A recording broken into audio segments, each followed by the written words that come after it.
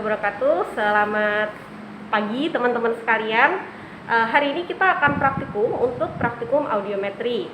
Nah, pada praktikum audiometri itu sebenarnya kita ingin mengukur bagaimana kualitas pendengaran seseorang. Jadi, audiometri ini nantinya yang diukur adalah pendengaran yang dirasakan. Jadi bukan bunyi yang ada di lingkungan. Jadi itu nanti akan berbeda ya. Nah, alat yang akan kita gunakan dalam praktikum ini, kita menggunakan alat screening audiometer dengan merek MA25 dari produknya Maiko.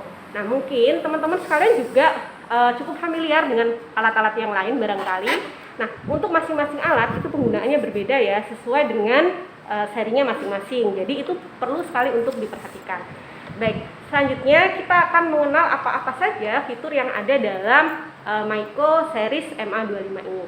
Yang pertama ini adalah alatnya, alat screening audiometernya. Kemudian alat ini dilengkapi dengan headphone, yang mana ketika teman-teman menggunakan alat screening audiometer yang lain, itu tidak bisa menggunakan headphone dari Maiko. Jadi memang headphone dan juga alatnya itu satu paket, tidak bisa dipisah ya. Kemudian kita mengenal satu persatu dari fitur-fitur yang ada di headphone-nya. Untuk headphone sendiri, ini seperti biasa, seperti headphone yang lain. Yang perlu diperhatikan di sini adalah teman-teman perhatikan warna dari kabelnya. Nah, ini penting sekali karena ketika kita nanti memasang alat, kalau jack atau misal colokan yang kita taruh itu salah, nah ini alatnya tidak akan berfungsi atau tidak akan mau menyala. Oke. Yang pertama, jack warna merah. Jack warna merah ini akan kita colokkan pada colokan yang sebelah kanan. Jadi mohon maaf ini menggunakan kamera depan, jadi nanti agak terbalik ya. Kita mencolokkan pada colokan sebelah kanan.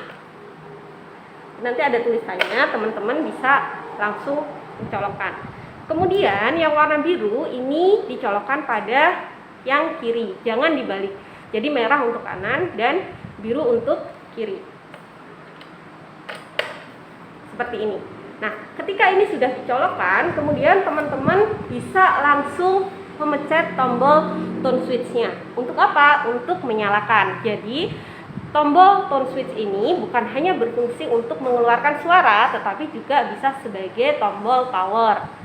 Oke, seperti ini. Begitu sudah dipencet, dia akan langsung menyala. Oke. Lalu kita lanjut pada fitur-fitur yang selanjutnya. Fitur yang pertama adalah fitur hearing level atau dB. Nah, fitur hearing level ini atau dB atau desibel ini adalah untuk mengatur berapa tingkatan desibel yang akan kita gunakan di dalam pengukuran praktikum. Kemudian yang selanjutnya adalah fitur frekuensi. Nah, fitur frekuensi ini akan kita gunakan untuk mengukur berapa frekuensi yang akan kita ukur. Nah, cara kerjanya pertama earphone-nya kita masukkan dulu. Kita pasang di sini ya. Nah, ini sudah ada keterangannya untuk yang merah itu untuk kanan ya, merah kanan, right? Ya. Lalu biru yang kiri. Ini, lalu kita hidupkan alatnya. Nah, ini ya, kelihatan kan? Nah, untuk alatnya sendiri kita ada percobaannya. Untuk ini untuk mengetahui mengatur desibel. Lalu yang sebelah sini adalah untuk mengatur frekuensinya. Ya, yang kita gunakan ini F1 menunjukkan telinga kanan, F2 menunjukkan telinga kiri. Kita percobaan. Untuk frekuensinya sudah kita tentukan ya, dari 250 seperti yang ada di papan untuk kabelnya. Untuk frekuensinya dari 250, 500, 750 sampai 8000. Ya, ini grafiknya. Lalu untuk yang kita cari adalah desibel untuk telinga kanan dan telinga kiri. Tadi alatnya sudah kita hidupkan. Lalu kita bisa langsung percobaan. Seperti ini. Ini pun untuk earphone-nya juga sudah menunjukkan ya, yang merah untuk kanan, biru untuk kiri. Jadi jangan sampai terbalik. Kita pakai. nanti kalian akan mendengar suara seperti itu. Lama-lama nanti semakin tinggi. Cara kerjanya, F1 tadi menunjukkan telinga kanan, F2 menunjukkan telinga kiri. Pertama kita ke telinga kanan dulu ya, kita contohkan. Tadi frekuensinya sudah ditentukan dari 250. Kelihatan? Nih ya, kita putar ke 250. Ini ya, desibelnya kita nolkan dulu. Nah, seperti ini kita terendah dulu. Lalu ketika kita mau praktek, kita pencet ini tone switch-nya ya. Kita pencet sambil desibelnya kita puter. Nanti kita mendengar suara di desibel yang keberapa, itu yang kita tulis. Ini kita yang kanan ya.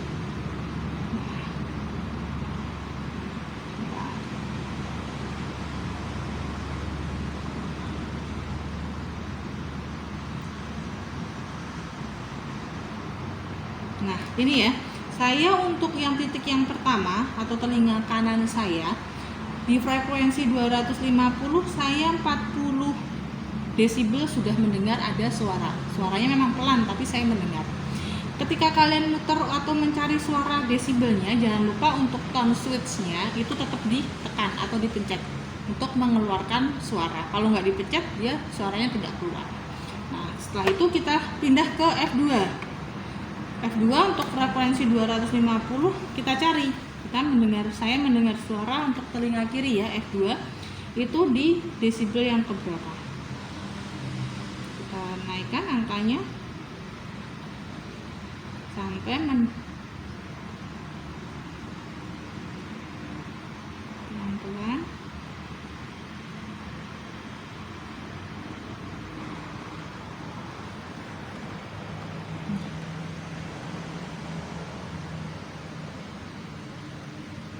Nah, ternyata sama di 40 tadi saya sudah mendengar ada suara. Nah, nanti setelah 250-nya sudah, kita naikkan ke 500. Nah, sama cara kerjanya, kanan dulu baru kiri, tone switch-nya jangan lupa dipencet untuk mendengarkan suaranya. Nah, seperti itu. Nanti sampai ke frekuensi yang 8000. Makanya nanti dimasukkan yang telinga kanan dan telinga kiri. Nanti masing-masing telinga kanan di total lalu dibagi 10 untuk mencari rata-ratanya. Yang telinga kiri pun juga di total nanti dibagi 10 untuk mencari rata-ratanya. Nanti masuk dari kriteria apa? Tuli ringan, tuli sedang, atau tuli berat. Nah, di situ nanti kalian beri ulasan. Masing-masing telinga kanan sendiri, telinga kiri sendiri. Kalau sudah, nanti dibuat di grafik. Satu grafik itu ada 2 garis atau 2 titik, dimana nanti telinga kanan sendiri, telinga kirinya sendiri. Telinga kanan menggunakan tinta warna merah, telinga kiri menggunakan tinta warna biru. Seperti itu ya. Nanti grafiknya digambar. Ini akan mempraktikkan praktikum audiometri. Bisa silakan diperhatikan ya.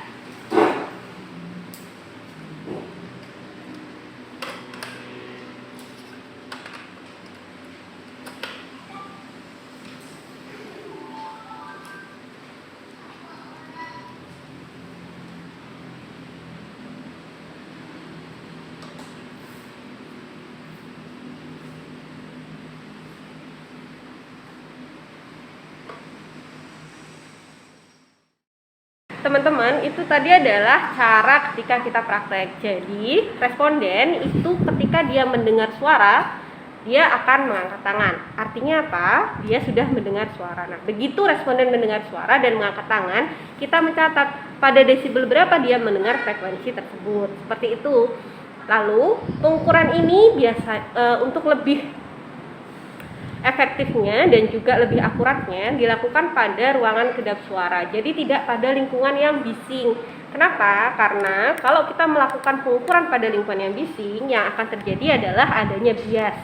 Jadi bisa jadi kita tidak bisa mendengar suara yang ada pada pengukuran dikarenakan suara yang terlalu bising di luar, sehingga pengukuran perlu dilakukan di ruangan yang kedap suara. Jadi ruangan yang bebas dari suara dari luar.